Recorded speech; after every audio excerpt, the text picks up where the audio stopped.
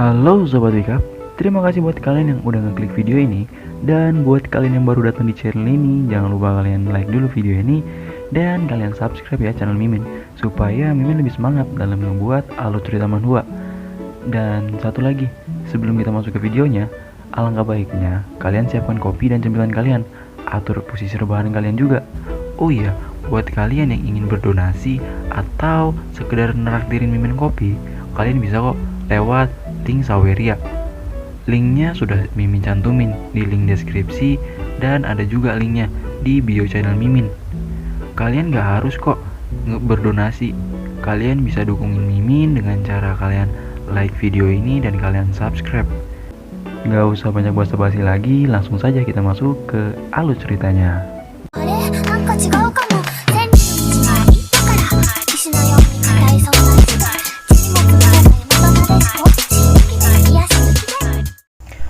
Halo teman-teman, kali ini kita akan lanjutin nih alur cerita manhwa yang berjudul Super Evolution.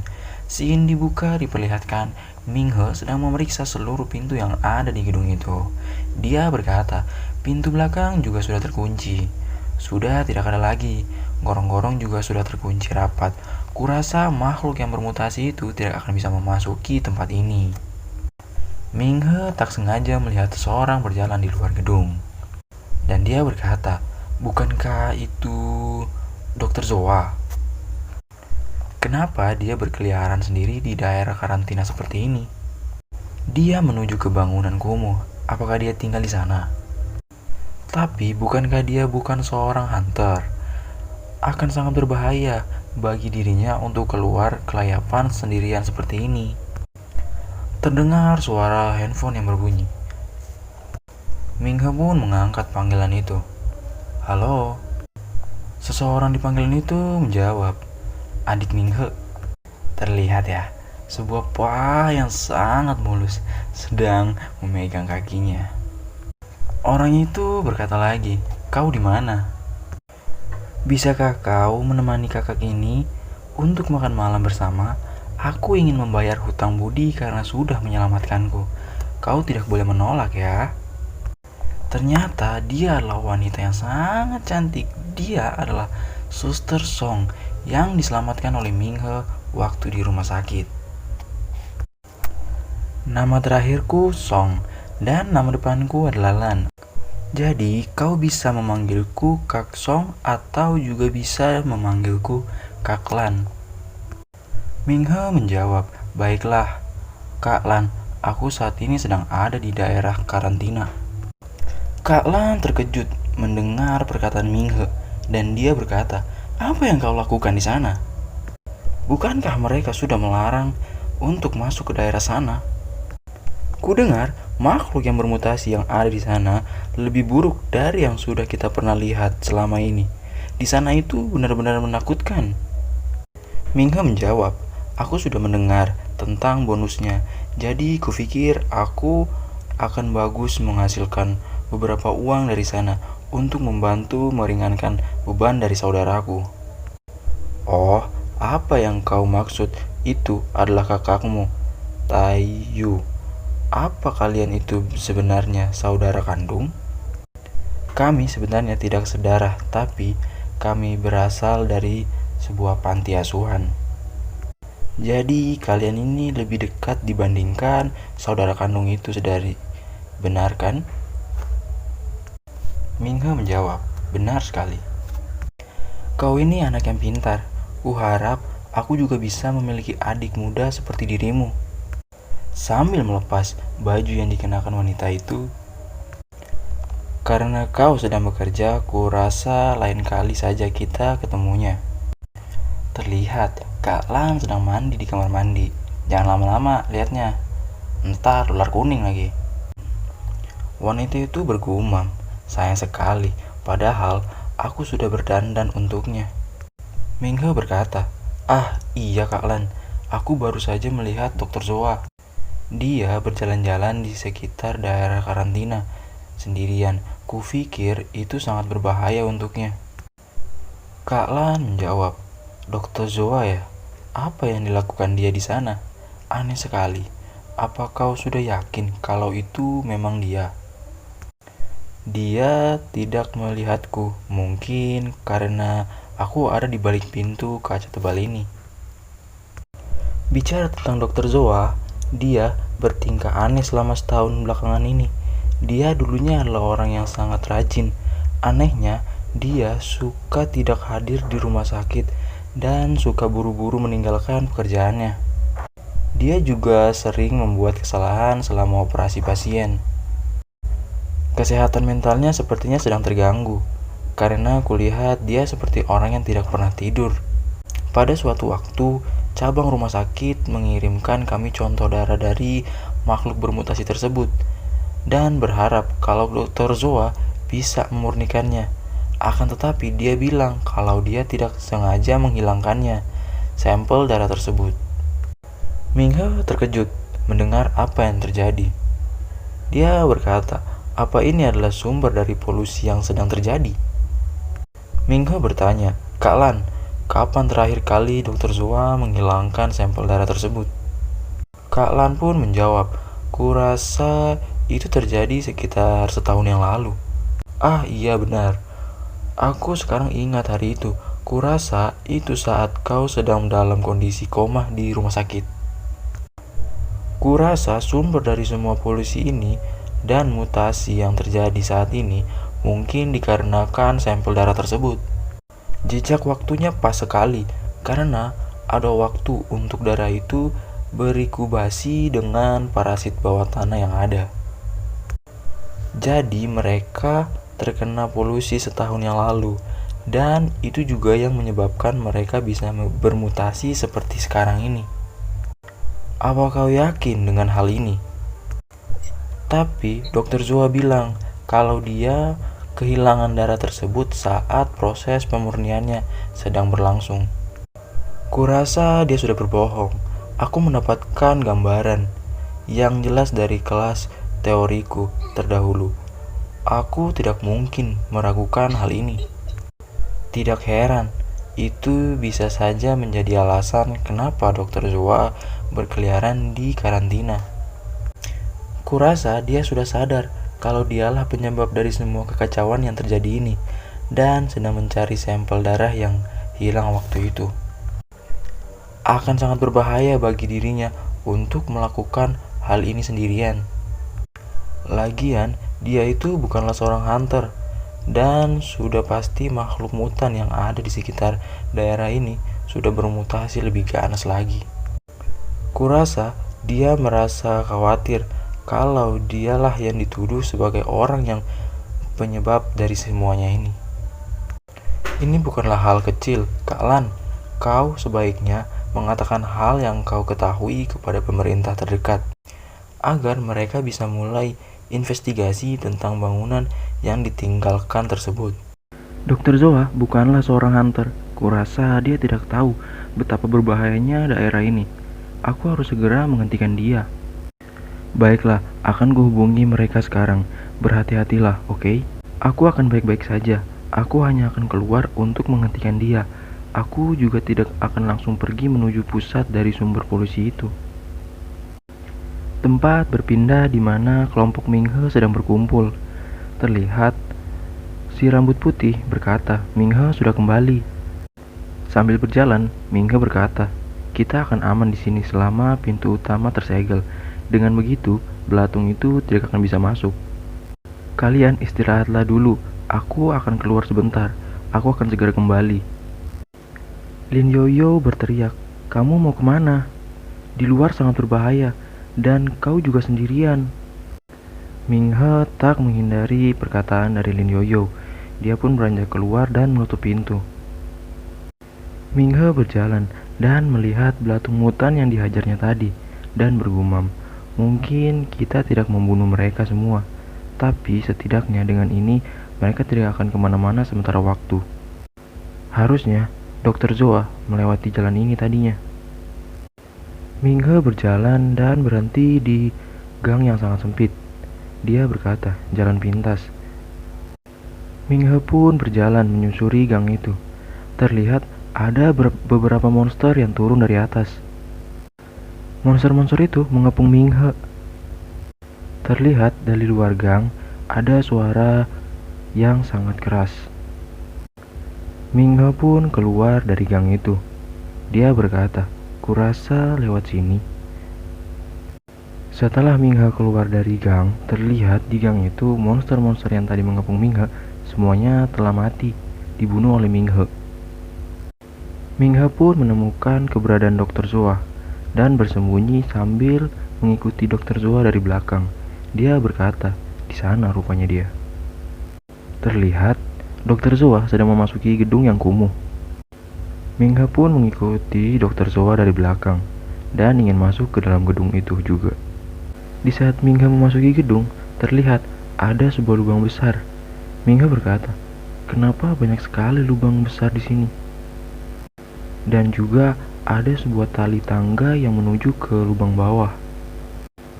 Minghe melihat ke dasar lubang. Kemungkinan besar dia turun ke bawah. Minghe memasuki lubang itu. Kenapa juga Dr. Zoa datang jauh-jauh sampai ke sini? Minghe telah sampai di dasar lubang itu. Ini tidak kelihatan sesimpel yang terlihat. Minghe bersembunyi sambil mengikuti Dr. Zoa di belakangnya. Ternyata Dr. Zoa menuju ke Lanyang Water Supply. Minghe berkata, "Dr. Zoa, apa yang sedang kau lakukan di sini?" Dr. Zoa terkejut dan berkata, "Kau?" "Dr. Zoa, apa benar setahun yang lalu Anda sudah memurnikan darah monster yang dikasih oleh grup Linway?" Dr. Zoa menjawab, "Bagaimana kau bisa mengetahui hal itu?" Minghe berkata, "Jawab aku."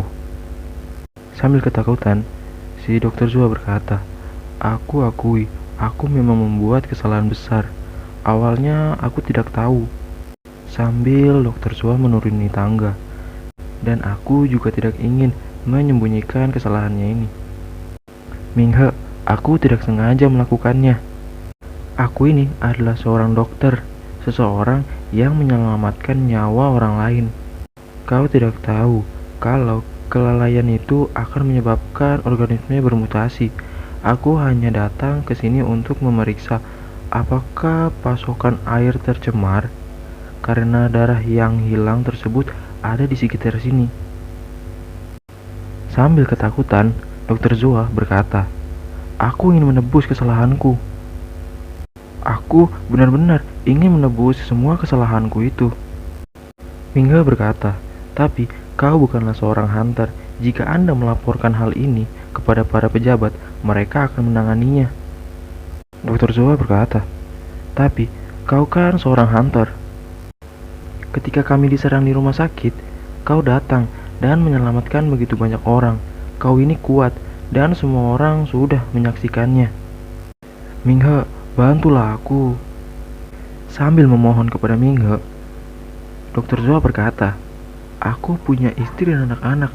Jika para pejabat mengetahui tentang hal ini, maka aku tidak hanya akan kehilangan pekerjaanku saja, dan kalau aku harus dipenjara, tidak akan ada yang mengurus keluargaku. Mari kita menangani sumber polusi ini bersama-sama dan mengakhiri bencana ini." Dr. Zoa berlutut sambil memohon kepada Minghe. Minghe berkata, "Dr. Zoa, tenanglah dulu. Ada batasan untuk kemampuanku dan ada seorang dokter. Melakukan hal ini sama saja dengan cara mati. Dan kemungkinan mutasi tersebut akan terus menyebar." "Benar. Kau ada benarnya, Minghe. Kemampuan kita terbatas. Ayo pergi dari sini. Kita harus melaporkan hal ini kepada pihak berwenang dan biarkan mereka yang mengurusinya." Dr. Zoa terdiam. Dia berkata, "Melaporkan hal ini ke pihak yang berwenang, kau bilang?" Sambil tersenyum, Dr. Zoa berkata, "Jadi, kau belum memberitahu siapapun tentang hal ini?" "Benar sekali. Aku belum memberitahu siapapun. Akan lebih baik kalau Anda sendiri yang menjelaskan langsung ke pihak yang berwenang. Saat itu, apakah Anda kehilangan darah itu di sekitar sini? Dan apakah tempat ini sumber polusinya?" "Benar sekali. Di sini tempatnya. Tapi Aku tidak kehilangan darah tersebut. Sambil berdiri, Dokter Zoa berkata, "Astaga, Minghe yang malang. Kau ini hanyalah seorang anak sekolahan biasa. Jadi, kau tidak mungkin bisa mengerti tentang hal ini." Minghe keheranan melihat tingkah laku Dokter Zoa. Minghe bergumam, seperti yang kuduga. Ada yang aneh dari lagak Dokter Zoa. Tapi, aku tidak bisa pergi begitu saja, karena aku penasaran hal aneh apa yang akan dia lakukan di sini. Minghe berkata, "Dokter Zoa, aku tidak paham dengan maksud Anda." Dokter Zoa berkata, "Kecoa, belatung, dan juga tikus. Kau sudah melihat mereka semuanya, kan? Mereka hidup dalam bayang-bayang kota ini, memproduksi bakteri dan juga mengeluarkan penyakit. Para mutan itu membuat umat manusia menuju kepunahan, benar kan?" Minghe menjawab, "Benar sekali. Lantas, kenapa?" Dokter Zoa berkata seperti itu. Minghe bergumam, apa yang dia coba ingin sampaikan? Dokter Zoa menjawab, "Bagaimana kita manusia memproduksi secara seenak jidat, memproses secara seenaknya. Di saat yang bersamaan, kita juga membuat sampah limbah industri dan polusi kimia. Kita juga tidak sadar kalau secara berkelanjutan menghancurkan lingkungan bumi, sampai-sampai sampah sekarang dikirim ke luar angkasa. Apa yang kita lakukan tidak ada bedanya dengan para mutan-mutan itu." Minghe menjawab, "Ada yang salah dari ucapan Anda. Sebenarnya, tidak semua manusia sama, dan kita juga harus melindungi lingkungan bumi secara bersama-sama. Tapi, apa kau tahu tentang alam semesta, di mana penciptaan kehidupan yang selama ini diketahui hanya omong kosong belaka? Harusnya manusia tidak dilahirkan. Alam semesta saja sudah cukup menakjubkan dan juga tentram tanpa harus ada kehidupan. Dengan demikian, manusia adalah raja kuman, eksistensi yang sebanding dengan sel kanker itu sendiri. Fitur yang paling menonjol dari sel-sel kanker adalah kemampuan mereka untuk membagi diri tanpa henti dan tak terkendali, kemudian menghancurkan sel-sel sehat. Manusia bereproduksi setiap generasi, dan mereka tidak berhenti menghancurkan dunia. Manusia bahkan ingin meninggalkan bumi untuk menaklukkan tata surya. Bahkan mereka menginginkan bumi sakti dalam genggamannya. Dimanapun manusia berada, tidak akan pernah ada kehidupan dan kedamaian. Apakah ada bedanya dengan manusia dan sel kanker yang telah tak terkendali memperluas dan menghancurkan sistem kekebalan tubuhmu?" Minghe menjawab, "Dokter Zoa, tidakkah Anda berpikir kalau apa yang Anda katakan barusan sama saja dengan anti-human? Aku hanya seorang pelajar biasa, jadi aku tidak bisa memahami makna di balik kata-kata Anda barusan. Lalu, bagaimana jika alam semesta yang sakit dan manusia adalah virus? Bukankah alam semesta akan menciptakan sesuatu untuk membunuh kita?" Minghe menjawab, "Soal itu, kau adalah seorang hunter.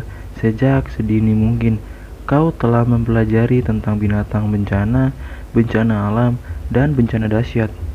Sambil memegang bahu Minghe, Dokter Zoa berkata lagi, "Apakah ini benar-benar karya sistem kekebalan alam semesta? Ini hanyalah mematuhi kehendak alam semesta dan memberikan segalanya untuk benar-benar memusnahkan umat manusia." Terlihat raut wajah Dokter Zoa semakin serem. "Dokter Zoa, yang Anda bicarakan tidak sesuai dengan topik pembicaraan kita," Minghe bergumam. "Kenapa tingkah Dokter Zoa jadi aneh? Apa dia sudah jadi gila? Kita kan sedang membahas tentang polusi yang membuat sebuah organisme bermutasi karena kesalahan yang Anda buat. Karena hal itu, banyak orang yang sudah menjadi korban, bahkan sampai membunuh orang banyak." "Kesalahanku ya?" Sambil membenarkan kacamatanya dan tertawa. Sambil tertawa, Dokter Zoa berkata, "Aku ini adalah seorang dokter. Jadi, kalau ada yang sakit, maka sudah pasti tugasku untuk merawat mereka. Hal itu berlaku juga dengan alam semesta ini. Akulah dokter alam semesta ini. Aku akan membantu alam semesta yang sudah dinodai oleh manusia, yang sudah merajalela seperti sebuah kanker. Sambil menghancurkan kacamatanya, terlihat raut wajah Dr. Zoa semakin berubah menjadi seorang monster. Mereka itu tidak lebih buruk dari manusia itu sendiri. Minghe keheranan melihat tingkah laku dari Dr. Zoa. Dr. Zoa berkata, "Akulah yang menciptakan sumber dari mutasi ini. Bermula hanya dari sebuah eksperimen yang simpel. Lalu aku membunuh warga yang ada di kota Lanyang, kemudian orang lainnya di daerah bagian ibu kota." Sambil melempar kacamatanya, Dr. Zoa berkata lagi, "Karena bumi ini sedang sakit, maka bumi ini harus segera diobati. Manusia harus segera dimusnahkan dari muka bumi ini. Sebelum melakukan perawatan tersebut, maka pertama-tama yang harus kulakukan adalah memusnahkan manusia busuk sepertimu. Terima kasih karena telah sudah menjadi orang yang begitu bodoh dan naif. Setelah aku membereskanmu, aku akan melanjutkan penyebaran polusiku di seluruh bumi yang sudah tercemar ini." Minghe berkata, "Tunggu dulu, Dr. Zoa. Pemukiman daerah selatan itu sudah benar-benar terisolasi, dan tempat ini juga sudah dalam masa lockdown. Bahkan jika Anda sudah merencanakan ini sedari awal, sumber dari mutasi tersebut tidak akan menyebar jauh." Dr. Zoa menjawab, "Hahaha. Kalian memang bisa memblok daerah permukiman dan juga daerah bawah tanah. Tapi, apa kalian bisa memblok aliran pemasukan air? Seluruh air yang ada di kota ini berasal dari tempat ini." Minghe terkejut mendengar perkataan Dr. Zoa. Melalui pipa penyaluran air, sumber mutasinya akan menyebar ke seluruh tempat yang ada di kota Lanyang. Kota ini membutuhkan air untuk membasuh barang belanjaan, mandi, dan juga membersihkan jalan. Semuanya itu menggunakan air berasal dari sini. Dan pada akhirnya, air-air yang kalian gunakan akan tersebar ke gorong-gorong bawah tanah. Lalu semua tikus, kecoa, dan juga belatung akan menyebar mutasinya, kemudian berevolusi. Minghe bergumam, "Astaga, Dr. Zoa kali ini benar-benar bertindak sangat kejam. Aku harus segera keluar dari sini. Dr. Zoa bukanlah seorang hunter, jadi dia tidak akan bisa menghentikanku." "Dr. Zoa, aku tidak paham dengan apa yang Anda katakan. Anda bisa melanjutkan apa yang Anda lakukan di sini. Aku akan pergi." Dr. Zoa menjawab, "Apa kau tidak akan menghentikanku? Sewaktu kau menyelamatkan banyak orang di rumah sakit tempo hari, bukankah itu adalah tindakan membela keadilan? Apa kau tidak ingin dianggap sebagai pahlawan yang sudah menyelamatkan kota ini dari kehancuran?" Minghe menjawab, "Tidak, tidak, dokter. Aku ini adalah tipe orang yang lebih mementingkan hidupku. Aku ini hanyalah seorang sampah yang diterima di Institut Hunter. Aku juga tidak pantas disebut sebagai seorang pahlawan." Dr. Zoa berkata, Baguslah. Kau bertindak cukup cerdik untuk tidak menghalangi jalanku. Yang kubutuhkan hanyalah menumpahkan darah ini ke tangki yang ada di sini, dan rencanaku akan selesai dengan sempurna. Bahkan jika pihak berwenang bisa datang kemari, akan terlambat bagi mereka." Dr. Zoa terkejut dan keheranan sambil membuka kantong jasnya. Dia berkata, "Di mana darah dari monster bencana yang kusimpan?" Terlihat raut wajah Dr. Zoa hampir berubah menjadi monster. Gigi dari Dr. Zoa terlihat berubah, dan ada sebuah wajah yang muncul di sebelah bahu Dr. Zoa. Tangan Dr. Zoa pun berubah menjadi besar. Raut wajah Dr. Zoa sudah sepenuhnya berubah menjadi monster. Di saat Minghe berlari memegang botol itu, terdengar suara Dr. Zoa berkata, "Berikan padaku darah itu."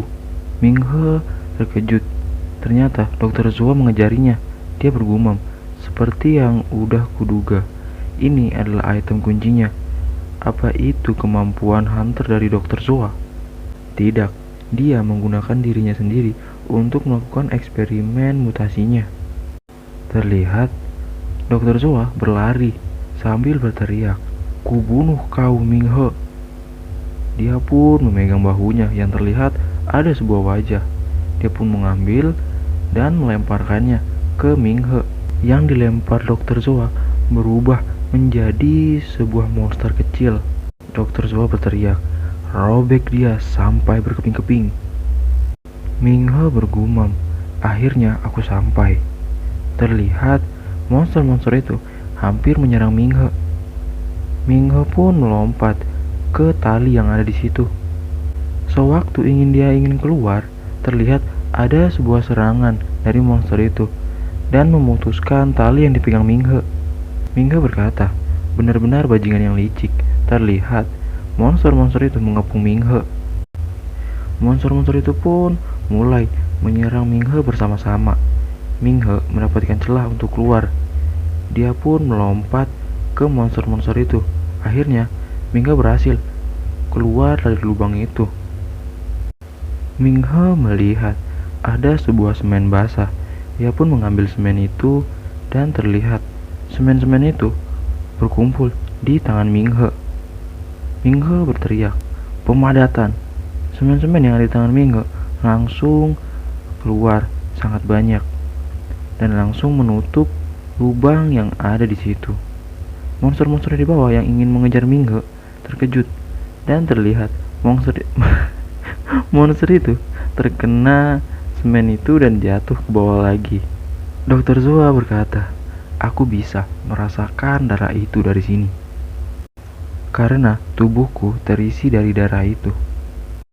Sambil tertawa licik, Dr. Zoa berkata, "Tidak akan kubiarkan kau melarikan diri membawa darah itu, Minghe, tidak akan." Sambil berlari, Minghe bergumam, "Kekuatan dari monster yang bermutasi ini bisa diukur dari kekuatan origin mereka sebelum bermutasi. Belatung ini adalah yang terlemah dari semua monster yang ada." Diikuti oleh kecoa itu, kemudian tikus itu juga. Di antara semua monster tersebut, monster tikuslah yang paling sulit untuk kuhadapi. Maka dari itu, kalau yang bermutasi adalah seorang manusia dewasa, aku khawatir aku tidak akan bisa menangani Dr. Zoa yang telah bermutasi. Di saat Minghe berlari keluar dari gang, Minghe berhenti. Minghe berkata lagi, "Tunggu dulu. Aku tidak bisa berlari ke tempat di mana Lin Yoyo dan juga yang lain berada. Kalau Dr. Zoa sampai mengikutiku ke tempat mereka, maka semuanya akan terbunuh melihat dari kekuatan yang mereka miliki saat ini. Jadi, aku harus mengulur waktu sebisa mungkin sampai pihak berwenang datang untuk mengambil darah dari monster bencana ini." Tempat berpindah. Terlihat ada sebuah kaki yang sedang menginjak monster belatung itu. Dan itu adalah Huang Feng. Dia berkata, "Dengan ini pemusnahannya selesai." Tempat berpindah di sisi barat dari tempat kumuh. Seorang wanita menjawab, "Di sini pemusnahannya juga sudah selesai." Dia bernama Xiaoran. Seorang lelaki berambut pendek dengan menggunakan kacamata berkata, "Kalau begitu, ayo kita kembali. Soalnya aku juga sudah kehabisan mana." Dia bernama Liao Xiaojiang. Seorang berat badan gemuk berkata, "Kalau begitu, aku akan mengambil uang bonekaku. Kurasa dengan ini kita akan mendapatkan banyak sekali hadiah uang. Hahaha." Sebagai seorang hunter, aku tidak terlalu khawatir soal uang. Apa ada monster yang lebih kuat ya? Terlihat ada sebuah cahaya di bawah kaki orang itu.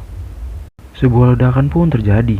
Orang-orang di sekitar itu terkejut melihat temannya terlempar. Wanita itu pun melompat dan memegang orang itu.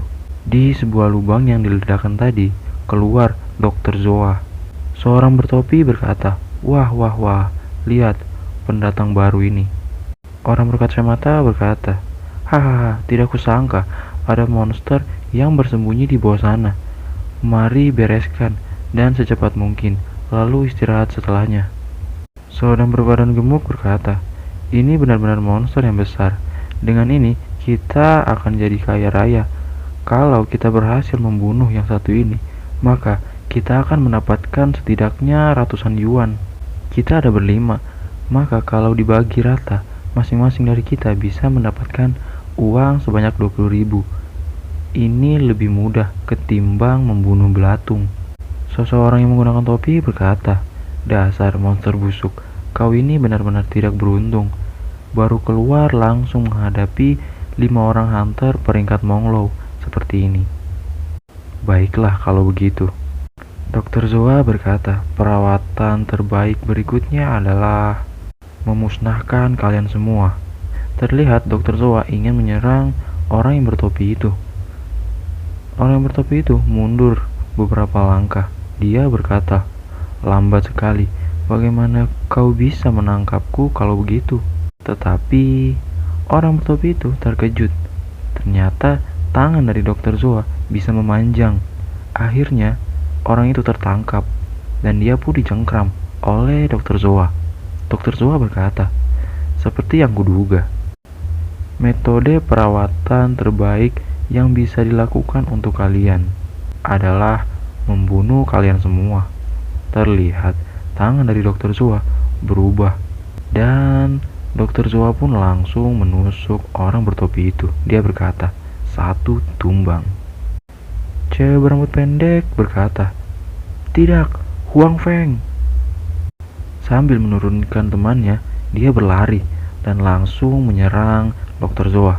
Dia berteriak, "Lepaskan dia!" Dokter Zoa tersenyum melihat apa yang dilakukan cewek berambut pendek itu. Terlihat luka yang diserang oleh wanita berambut pendek itu mulai menutup. Ternyata Dokter Zoa mempunyai regenerasi yang sangat cepat. Wanita itu berkata, "Dasar monster menjijikan. Ku bilang lepaskan dia," sambil berlari dan menyerang Dokter Zoa yang kedua kalinya. Tetapi Dokter Zoa menatapnya dengan tatapan yang sangat tajam. Dia tersenyum. Dokter Zoa terkena serangan itu, tapi naas. Wanita itu pun tewas diserang balik oleh Dokter Zoa. Dua sudah tumbang. Apa kalian tidak bahagia melihat rekan kalian mati seperti ini? Orang yang berkacamata itu dan orang yang gendut ini terlihat sangat ketakutan. Dokter Zoa berkata lagi, "Bukankah dengan kematian mereka, kalian bisa memiliki jatah pembagian uang mereka?" Terlihat dari lubang yang tadi, ada yang keluar. Ternyata itu adalah monster-monster dari Dokter Zoa yang keluar. Mereka berkeliaran di daerah itu. Dokter Zoa berkata lagi, "Sayang sekali, aku sedang terburu-buru saat ini. Jika tidak, maka aku akan menikmati waktu bermainku ini bersama kalian semua." Terlihat ada sebuah aura yang keluar dari Dokter Zoa. Dokter Zoa pun mengikuti kemana monster peliharaannya pergi. Dokter Zoa berlari sambil berkata, "Dia ada di sana. Tunggu aku, kampret. Akan kurobek-robek kau menjadi berkeping-keping."